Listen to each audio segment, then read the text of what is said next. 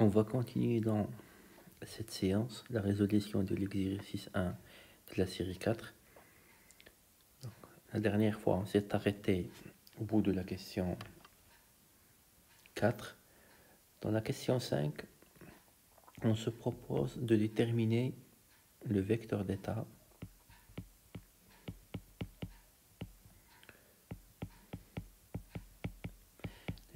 psi de t à l'instant t quelconque. Donc pour faire ça, donc il y a deux méthodes possibles. Donc je rappelle donc la première méthode. Donc première méthode, elle est basée sur le postulat d'évolution. C'est que l'évolution de le vecteur d'état est régi par l'équation de Schrödinger. Donc il suffit d'écrire l'équation de Schrödinger pour déterminer, donc avec la condition initiale de psi pour déterminer le psi de t à l'instant t quelconque. Donc on applique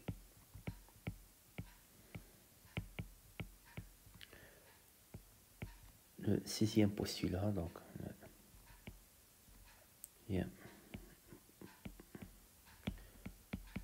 postulat dit d'évolution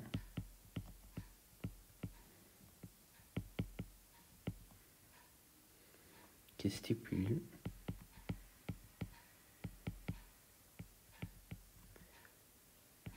que le vecteur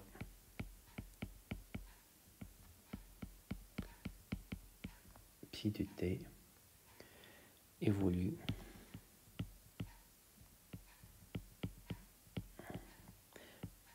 dans le temps suivant l'équation de Schrödinger.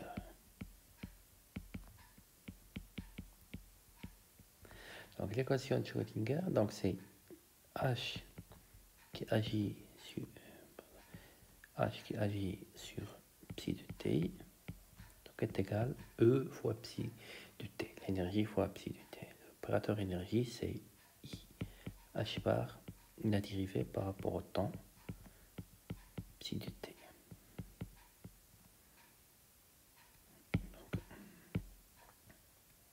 Donc E bien H psi est égal E psi, donc je peux l'écrire comme étant I H bar, la dérivée par rapport à t de psi de t est égal H psi de t.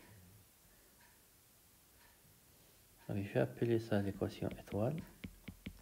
Donc je vais résoudre l'équation étoile avec la condition initiale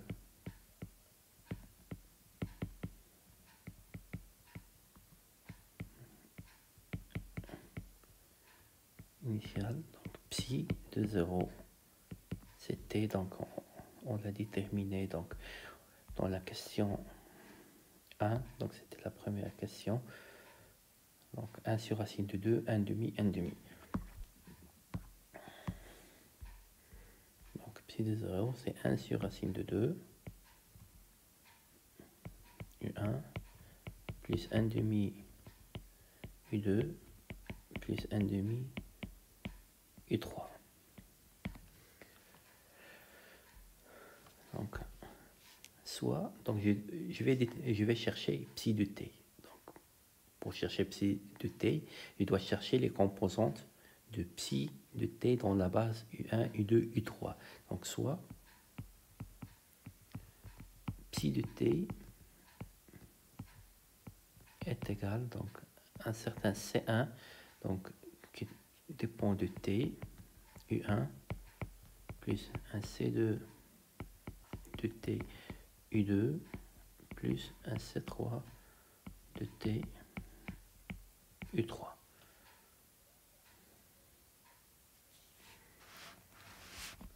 Donc, en remplaçant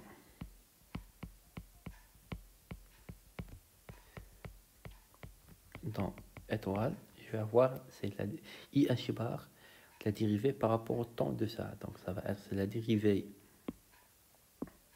de ça, plus la dérivée de ça, plus la dérivée de ça.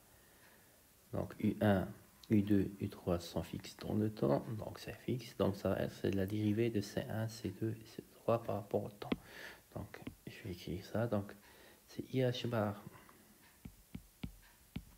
facteur de la dérivée de C1 de T par rapport au temps U1, plus la dérivée par rapport au temps de C2 de T U2, plus la dérivée par rapport au temps de C3 de T U3, donc est égal l'action de H sur psi de T. Donc l'action de A sur psi de T, donc ce n'est autre que c'est H qui agit sur C1 de T psi U1 plus C2 de T U2 plus C3 de T U3. Donc je n'ai fait que remplacer psi par son expression. Donc H qui agit sur U1. Donc ça donne la valeur propre H bar oméga 0 U1. Donc vous vous rappelez la matrice de H. Donc c'était la question 2. Donc on regarde dans l'action de H sur U1, c'est H bar oméga 0. Donc sur U2, 2 H bar oméga 0. Et sur U3, c'est 2 H bar oméga 0. Donc ici, qu'est-ce que je vais avoir? L'action de H sur C1, ça va donner C1 de T, donc en facteur, et l'action de H sur U1, c'est H bar oméga, ça va donner H bar oméga 0 fois U1. Donc plus, donc je vais avoir C2 plus C2 de T fois 2 H bar oméga 0 U2 plus C3 de T fois 2 H bar oméga 0 U3. Donc je factorise par H bar oméga 0. Donc, et en faisant l'identification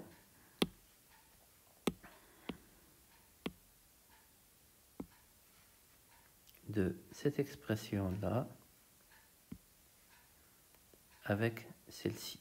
Donc ceci je peux l'écrire comme étant H bar oméga 0 facteur de C1 de T U1 plus 2 C2 de T U2 plus C3 de T U3 avec un facteur de 2. Donc l'identification de cette expression-là, donc avec celle-là, donc ou bien la projection suivant les éléments de la base, donc ça va donner donc identification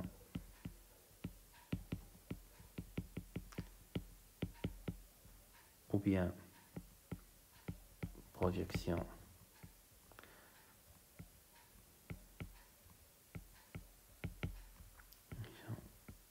suivant U1, U2 et U3.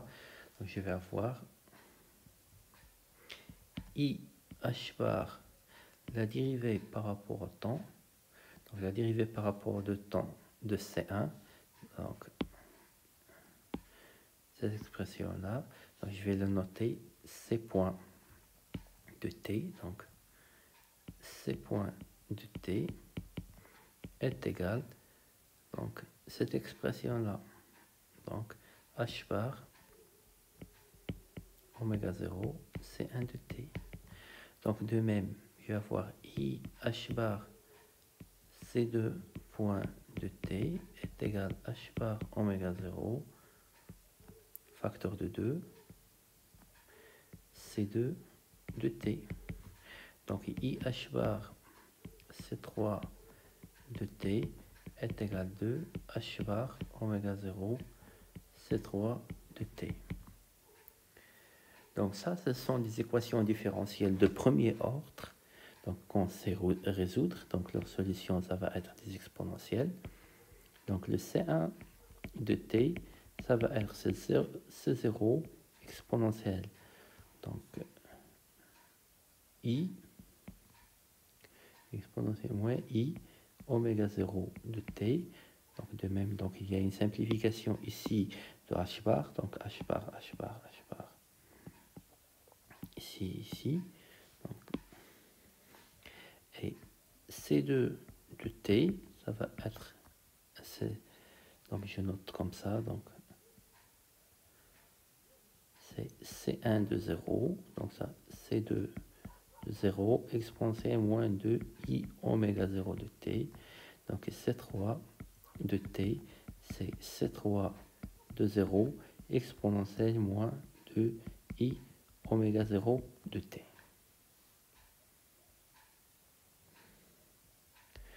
Donc, or, je connais psi 0 de t. Donc, psi 0 de t, c'est cette expression. On a. C'est ça. Donc, les constantes, c'est 1 sur...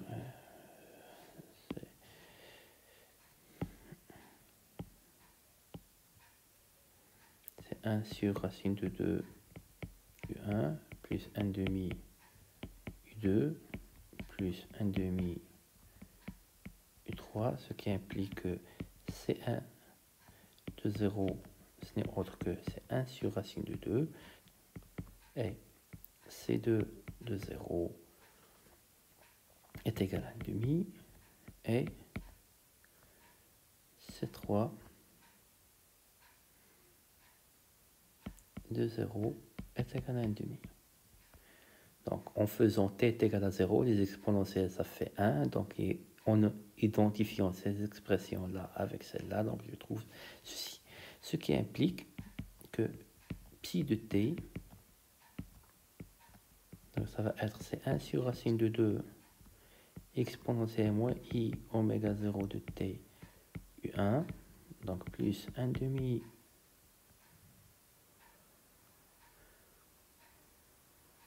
exponentielle moins 2 i oméga 0 de t u2 plus 1 demi exponentielle moins 2 i oméga 0 de t u3. Donc l'expression de psi, c'est ça.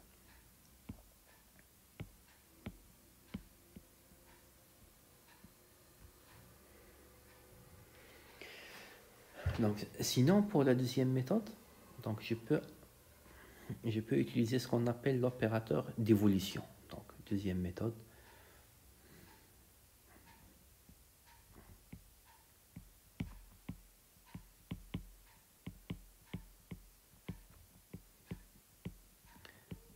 Application de l'opérateur d'évolution.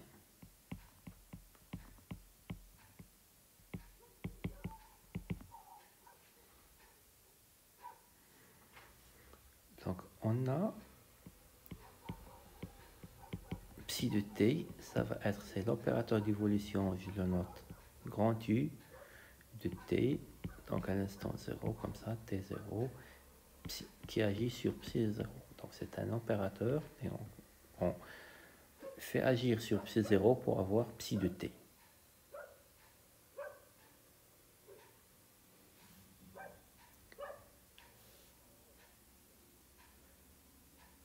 Donc l'hamiltonien étant indépendant du temps, donc H est indépendant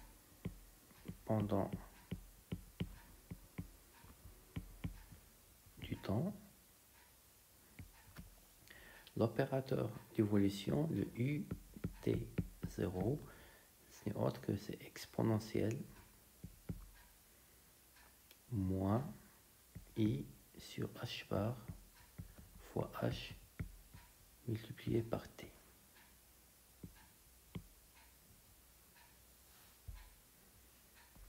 Donc, du coup, le psi de T, ça va être c'est exponentiel moins I sur H bar Hamiltonien fois T qui agit sur 1 sur racine de 2 U1 plus 1 demi U2 plus 1 demi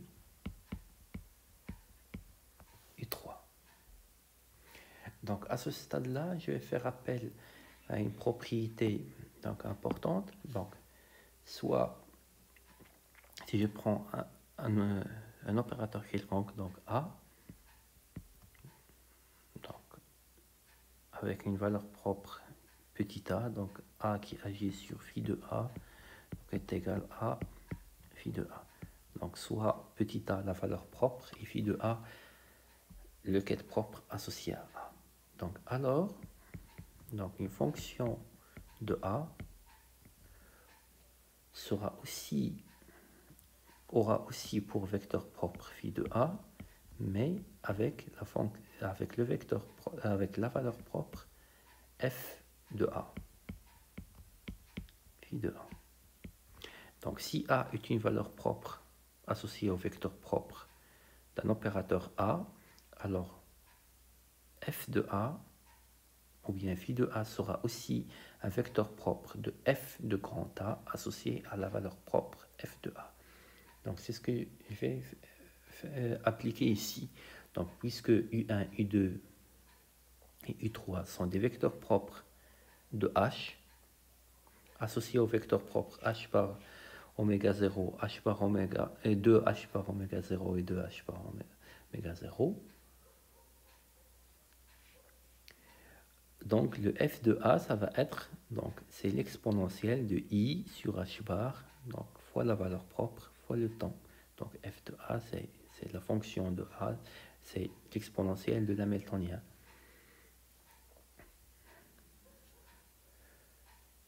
Donc je vais avoir donc psi de t 0, donc ça va être, c'est U1, donc ça est le même vecteur, donc c'est U1.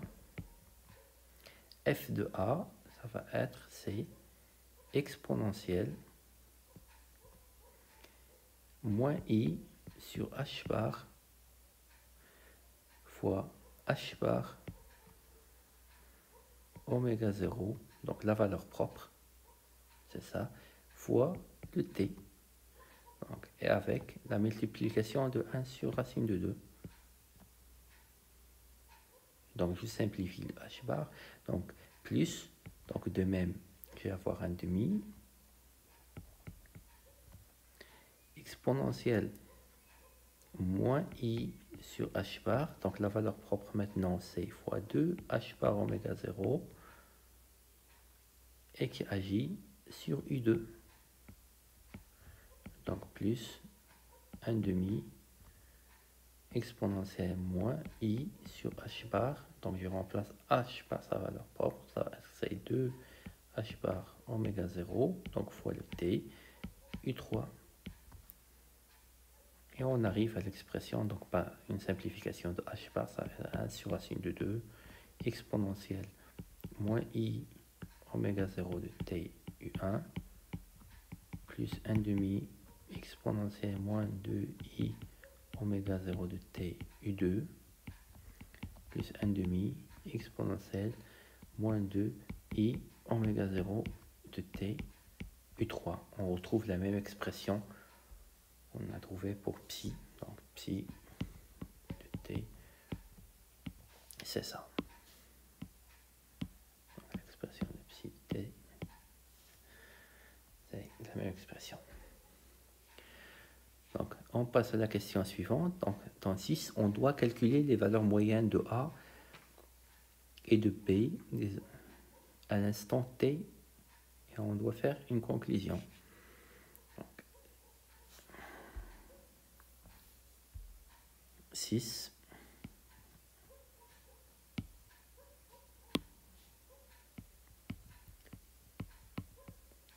valeur moyenne de A et B. Donc je vais commencer par la valeur moyenne de A. Donc la valeur moyenne de A à l'instant T, ça va être c'est la projection de l'action de A sur psi de T sur psi de T.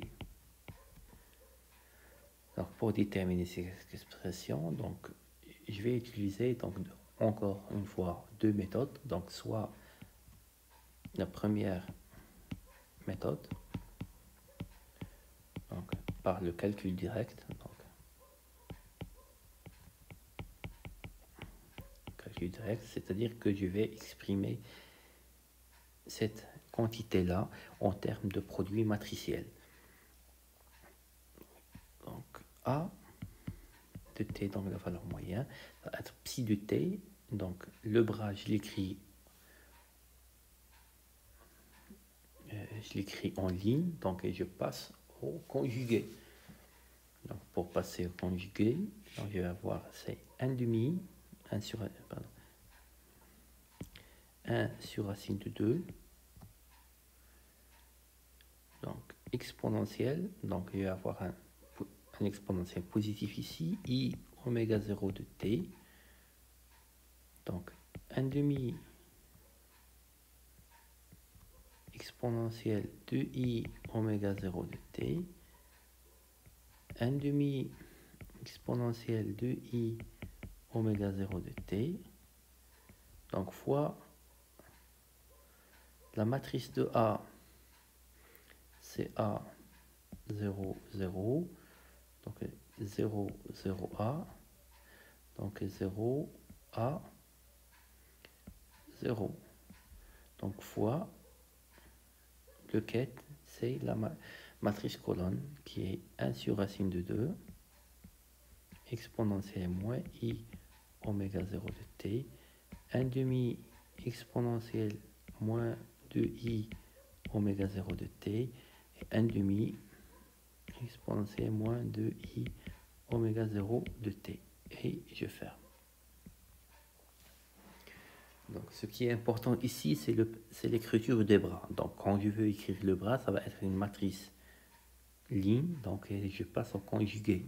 Donc, une exponentielle moins, ça va devenir un exponentiel positif. Donc, ceci, ça va donner donc, la même matrice. Donc, bras, donc fois. Donc, je multiplie ça par ça. Donc, ceci, ça va donner. Et je factorise avec le A. Je vais avoir ici 1 sur racine de 2 exponentielle i oméga 0 de t. Donc je change ça en ça. Je vais avoir 1 demi exponentielle avec un signe moins 2i oméga 0 de t. 1 demi exponentielle moins 2i oméga 0 de t. Donc ici, il y a cette expression-là, ou bien cette ligne. Donc je continue, je vais avoir A fois, donc le premier exponentiel fois ça, donc ça va faire un exponentiel moins avec le plus, ça fait 1. Donc 1 demi, 1 sur racine de 2 fois 1 sur racine de 2, c'est 1 demi. Plus 1 demi fois 1 demi, c'est 1 quart. Plus un autre 1 demi fois 1 demi, c'est exponentiel 120. Donc ça va faire 1 quart. Donc, et ceci, ça va donner A. Donc c'est constant, c'est la même valeur qu'on a trouvée pour la question.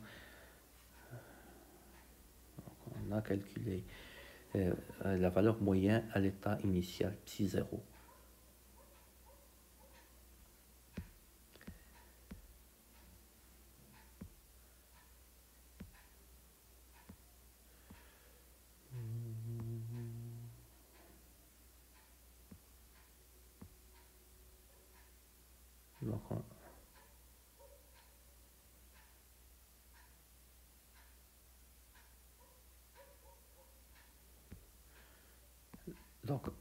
on va le calculer. Donc, on ne l'a pas calculé, on va le calculer, on va trouver que, en quelque sorte, ça va être c'est la même valeur. Donc, sinon, je vais appliquer la deuxième méthode. Donc, c'est relatif à ce qu'on appelle le théorème d'Ehrenfest. Donc, deuxième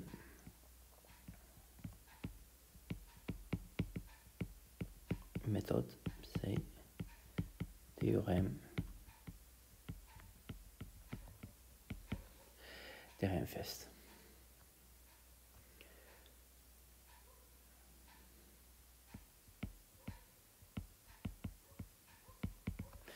Donc, le théorème d'Ehrenfest stipule que pour une observable A,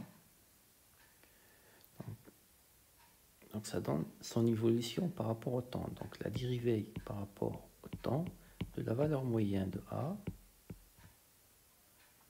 est égale à 1 sur I h bar. Donc, la valeur moyenne du commutateur A avec H, donc avec l'hamiltonien, plus la dérivée, la valeur moyenne de la dérivée de A par rapport au temps.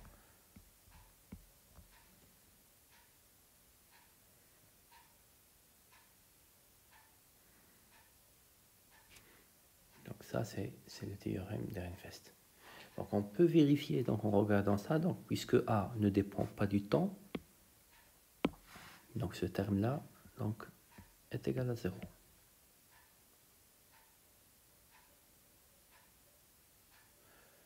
Donc aussi, donc on peut vérifier facilement que A, H, il commute. Donc ceci est égal à 0. En calculant A fois H, on va trouver que ça va être H fois A. Donc ça, on peut le vérifier facilement.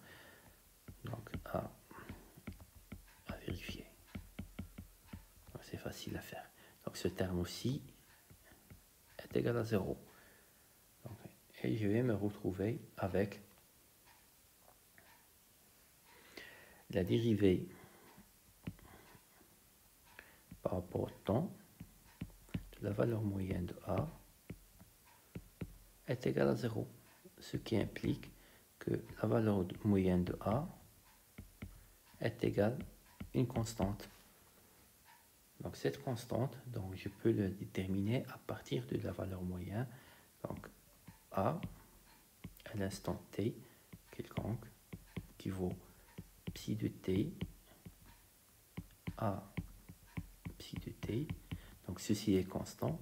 Je peux le calculer à partir de psi de 0 à psi de 0. Donc et ceci, ça vaut A.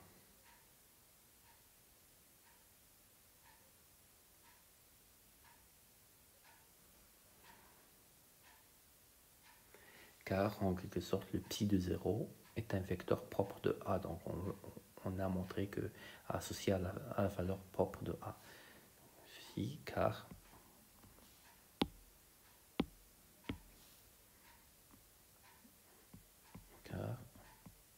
on a donc A qui agit sur psi de 0 est égal à psi de 0. Donc en multipliant donc, par le bras, je vais trouver c'est A. Donc la valeur moyenne n'est autre que A.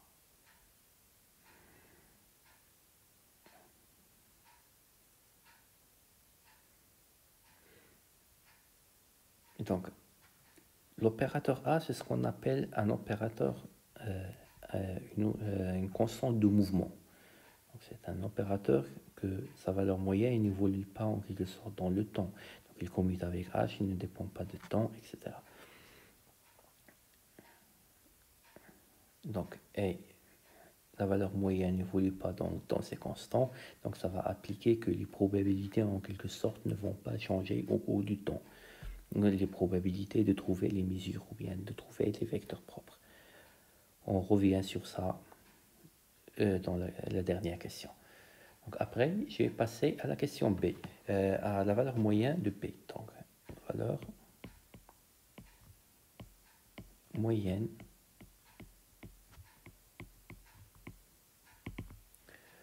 de B.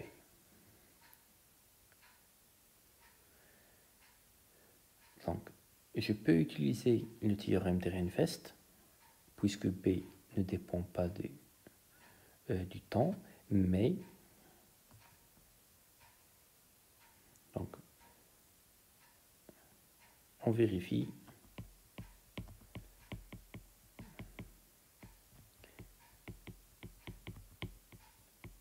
facilement que le commutateur HB est différent de 0, donc que B ne commute pas avec H, donc le théorème, donc je vais avoir cette quantité, donc ça va être non nul. Donc je dois intégrer donc, ça par rapport au temps. Donc je ne vais pas faire appel au théorème de Reinfest, donc je vais procéder par le calcul direct. Donc,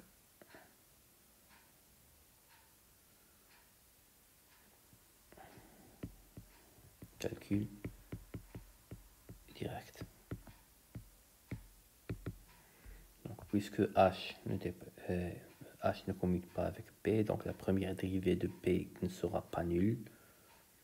Du coup, donc la valeur moyenne de P, ça ne va pas être la valeur moyenne à l'état initial, comme dans le cas de A. Donc la valeur moyenne de P,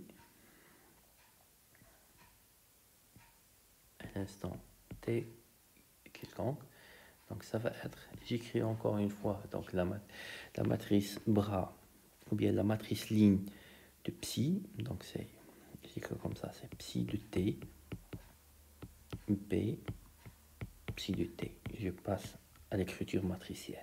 Donc ça va être 1 sur racine de 2 exponentielle I oméga 0 de T, 1 demi exponentielle de I oméga 0 de T, 1 demi exponentielle de I oméga 0 de T. Donc ceci fois la matrice B, donc on vient de la calculer dans la question 2, c'est 0, B0, donc B0, 0 et 0, 0B.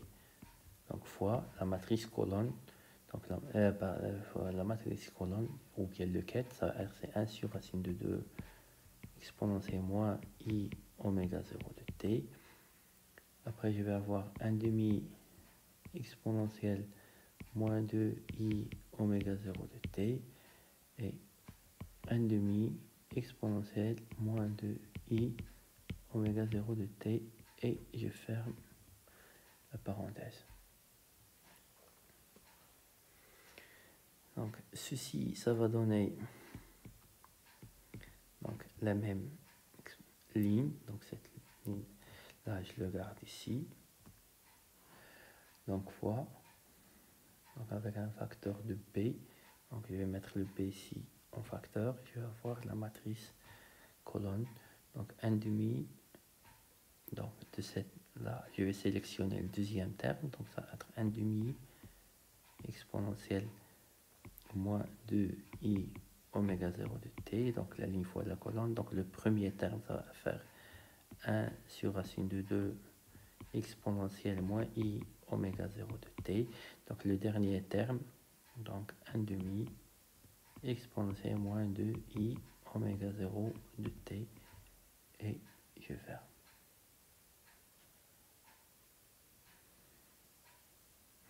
Donc après, je vais multiplier ça par ça, donc la ligne fois la colonne. Donc je factorise par P. Donc pour le premier, je vais avoir 1 sur racine de 2, 1 sur racine.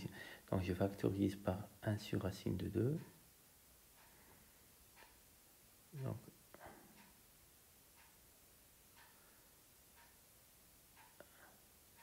sinon j'écris comme ça, donc ça va être 1 sur 1, 2, racine de 2. Donc exponentielle plus avec moins 2, ça va faire exponentielle moins i oméga 0 de t. Donc le deuxième terme, donc 1 sur racine de 2 1 fois 1, 2, racine de 2. Je vais avoir exponentielle. Maintenant, 2 plus moins 1, ça va faire I oméga 0 de t.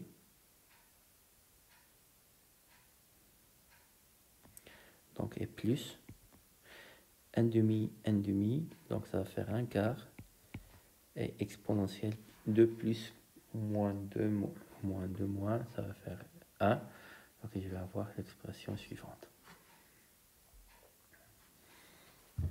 Donc, ceci, je peux l'écrire comme étant donc, B sur racine de 2. Donc, je transforme l'exponentielle. Cette exponentielle-là, cette exponentielle avec le facteur 2, ce n'est autre que le cosinus. Donc, c'est B sur racine de 2, cosinus de oméga 0 de t, donc plus B sur 4. Donc, la valeur moyenne de B, c'est ça.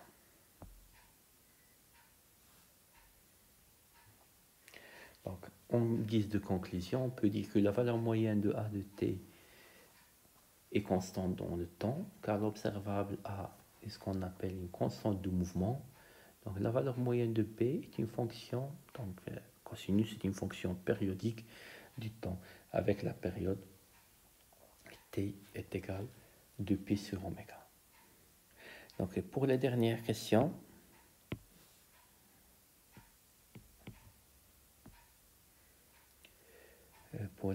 on doit calculer, donc la dernière question c'est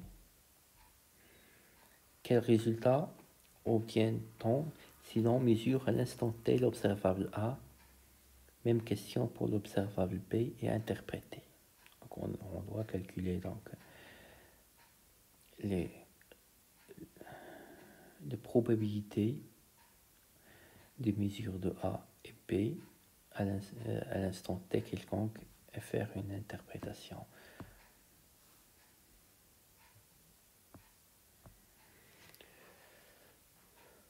Donc résultat 7, donc le résultat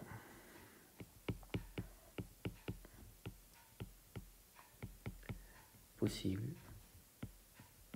et leur probabilité. Leur proba à t quelconque.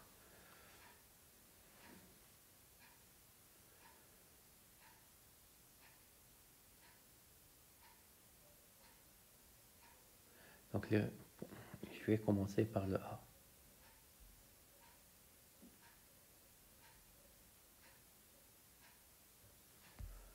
Donc dans la question, pardon, pour l'observable A.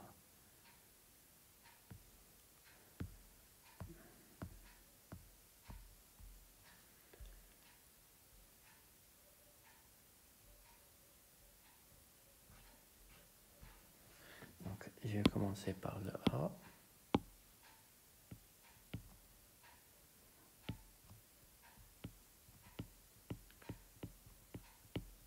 Observable A. Donc les mesures, ça va donner les valeurs propres. Donc les valeurs propres de A. Donc on les a calculées, c'était A et moins A. Donc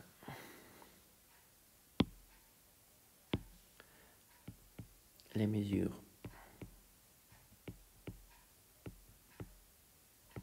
sont A et moins A. Donc associé au vecteur propre, donc le A il est associé au vecteur propre U1 et V2, si je me rappelle bien. Donc ceci, on l'a calculé dans la question 2. La question 2, les matrices représentant valeur moyenne de H, l'écart quadratique, au lieu de mesurer l'énergie, on mesure A. Donc c'est la question 4A. Donc, dans la question 4A, donc V2 c'était U2 plus U3 et V3 c'était U2 moins U3. Donc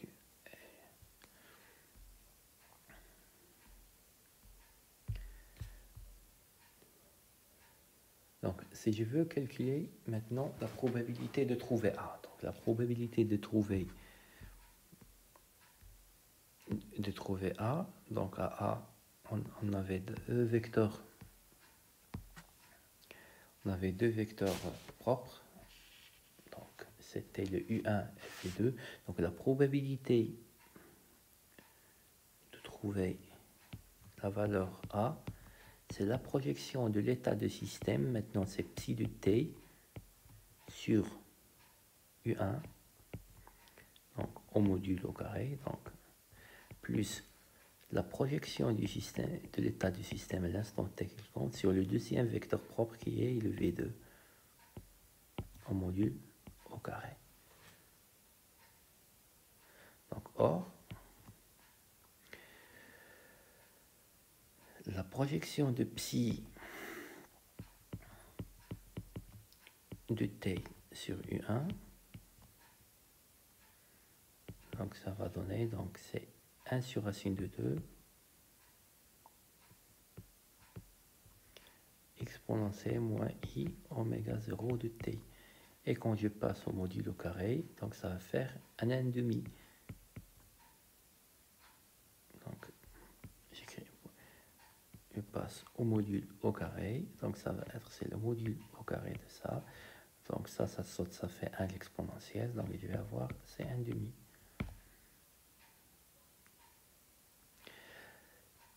Par contre, psi t projeté sur le vecteur V2, donc ça va donner 1 sur racine de 2. Donc j'écris comme ça, donc 1 sur racine de 2, donc fois le bras U2 plus le bras U3. Donc ceci, elle est multipliée par psi de t. Donc, je vais effacer cette parenthèse. Donc, on va avoir une écriture cohérente. Donc ceci, ça va donner 1 sur racine de 2, U2 plus U3 multiplié par 1 sur racine de 2 exponentielle moins i oméga 0 de t U1 plus 1,5 exponentielle moins 2 i oméga 0 de t U2 plus 1,5 exponentielle moins 2 i oméga 0 de t U3 et je ferme. Donc je vais avoir 1 sur racine de 2 en facteur U2, donc ça va sélectionner seulement le terme en U2, donc les autres termes seront nuls. Donc U2 fois U1 ça fait 0, fois U2 ça fait 1, et fois U3 ça fait 0. Donc ça va être facteur de 1,5 exponentielle 2i oméga 0 de t plus, donc le U3 ça va sélectionner le même terme, donc ça va sélectionner le même terme en U3. Donc être 1,5 exponentielle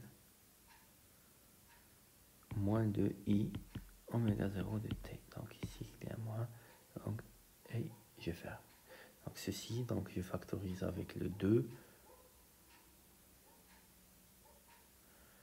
Donc 1,5 ça fait 1, donc c'est exponentielle moins 2i oméga 0 de t sur racine de 2. Donc quand je vais passer en module, donc le module de ça, ça fait 1,5, donc le module de V2 psi de t, donc le module de ça, c'est le module de ça.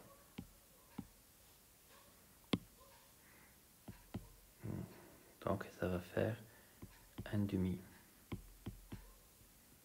Donc j'ai ici un 1,5 plus un 1,5. Donc la probabilité de trouver A, c'est 1. Donc la probabilité de trouver moins A, ça va être 0, puisque la somme des probabilités est égale à 0. Donc ce qui est important ici, c'est que les probabilités n'ont pas changé.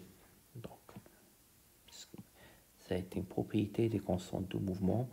Donc c'est que les probabilités, donc les probabilités de leur mesure ne changent pas dans le temps. Je peux écrire ça, donc puisque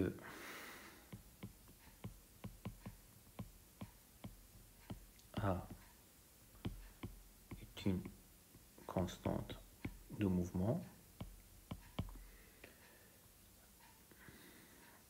alors le proba de mesure se conserve.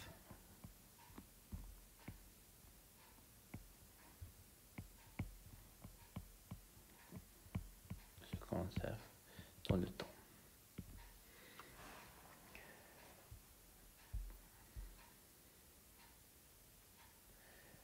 Maintenant, je vais calculer, donc refaire les calculs pour le B, donc l'observable B.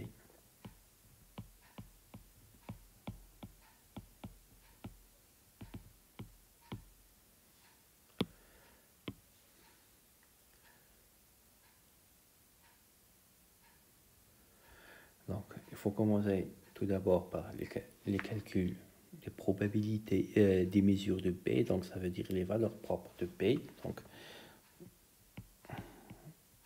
calcul des valeurs propres, c'est-à-dire les mesures possibles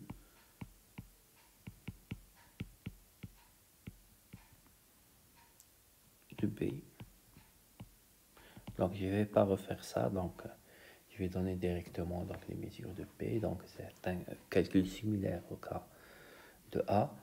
Donc on va avoir la valeur B qui est dégénérée 2 fois et la valeur moins B, une valeur simple.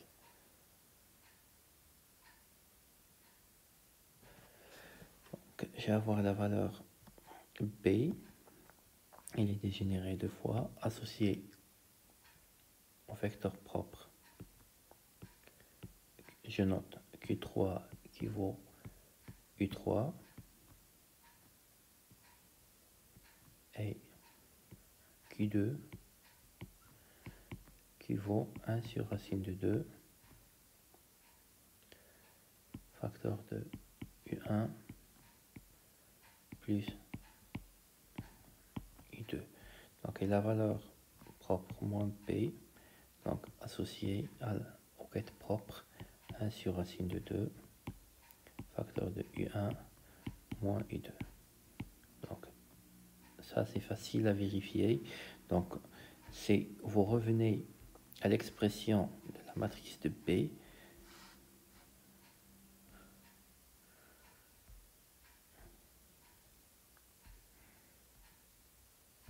Donc c'est ici. Donc la matrice de P. Donc c'est simple de voir que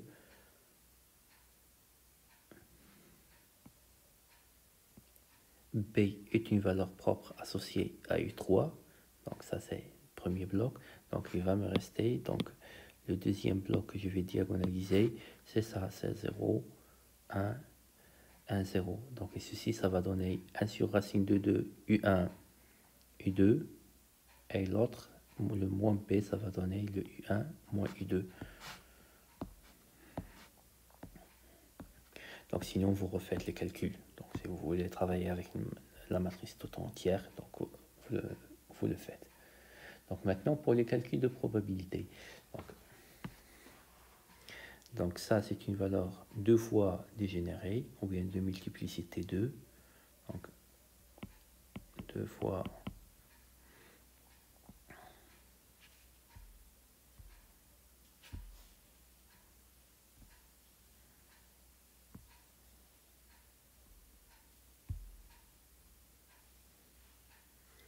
dégénérer.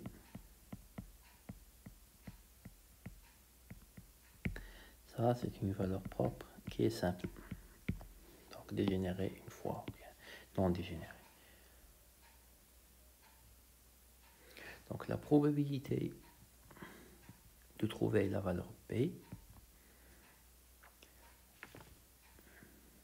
ça va être, c'est la projection de l'état du système sur l'ensemble des quêtes propres. Donc, c'est la projection de l'état du système psi de t sur Q3 au module au carré plus la projection de l'état du système psi de t sur Q1, sur Q2, donc en module au carré.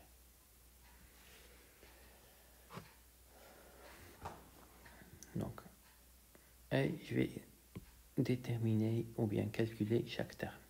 Donc la projection, donc psi de t sur Q3 qui est U3, ça va faire 1 demi exponentielle moins 2i oméga 0 de t. Donc quand je passe au module au carré, donc c'est le module au carré de ça, donc ça va faire 1 quart. Donc après, je vais calculer la projection de psi de t sur Q2. Donc ça va être, c'est 1 sur racine de 2, j'ouvre, donc Q2 ça va être, c'est U1 plus U2 fois psi de t. Donc ceci, je vais avoir 1 sur racine de 2, donc U1 plus U2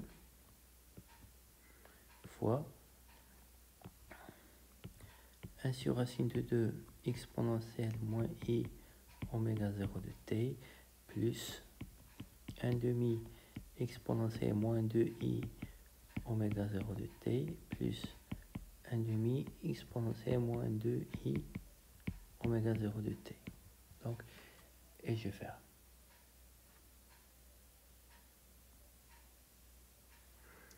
Donc, le terme en U1, donc U1, U2, U3. Donc, le terme en U1, ça va sélectionner le terme en U1. Donc, je vais avoir, c'est 1 demi 1 sur racine de 2, 1 sur... Donc, je vais mettre le 1 sur racine de 2 en facteur. Donc, comme ça. Donc, je vais avoir 1 sur racine de 2. Je vais avoir exponentielle moins i oméga 0 de t. Donc, plus 1 demi. Donc, le U2, ça va sélectionner le terme en U2. Donc, 1 demi exponentielle moins 2i oméga 0 de t. Donc, et je vais faire. Donc, je calcule le module au carré. Donc, le module au carré, ça va être ce terme-là fois son conjugué.